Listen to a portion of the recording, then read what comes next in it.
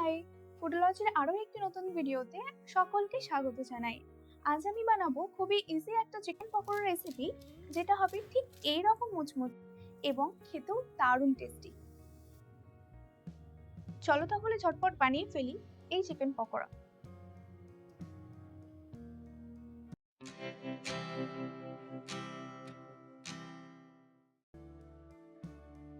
প্রথমে এখানে আমি নিয়েছি চাঙ্কস করে কাটা চিকেন কিমা।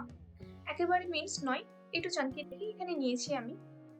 এতে দেবো 2 চামচ আদা রসুন লঙ্কার পেস্ট, দিয়ে দেবো স্বাদ মতন নুন, আর দেবো 2 চামচ গোলমরিচ গুঁড়ো। এরপর এতে অ্যাড করবো জুলিয়ান করে কাটা দুটো মিডিয়াম সাইজের পেঁয়াজ এবং বেশ অনেকটা পরিমাণ ধনেপাতা কুচনো, এবং ভালো করে এটা ম্যারিনেট করে রেখে দেবো অন্তত 30 মিনিটসের মতো, যাতে ভালোভাবে ফ্লেভারগুলো পাওয়া যায়।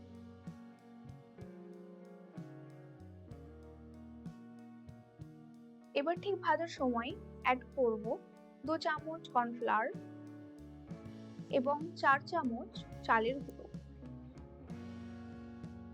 খুব বেশি অ্যাড করব না, জাস্ট বাইন্ডিং করার মতন অ্যাড করব, যাতে হালকা একটা কোটিং থাকে। মিশ্রণ আমাদের রেডি হয়ে গেছে, এবার আমরা এটাকে ভেজে নেব।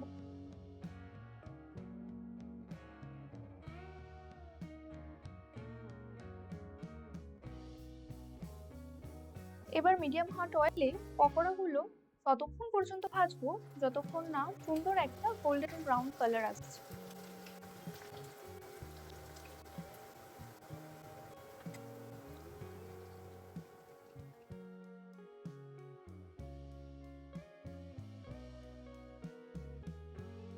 দেখো সুন্দর একটা গোল্ডেন ব্রাউন কালার হয়ে গেছে, এবার এটাকে আমরা তুলে নেব।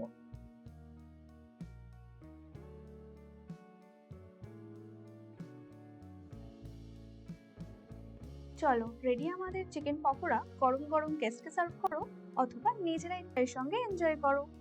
দেখো কি দারুণ ক্রিস্পি হয়েছে।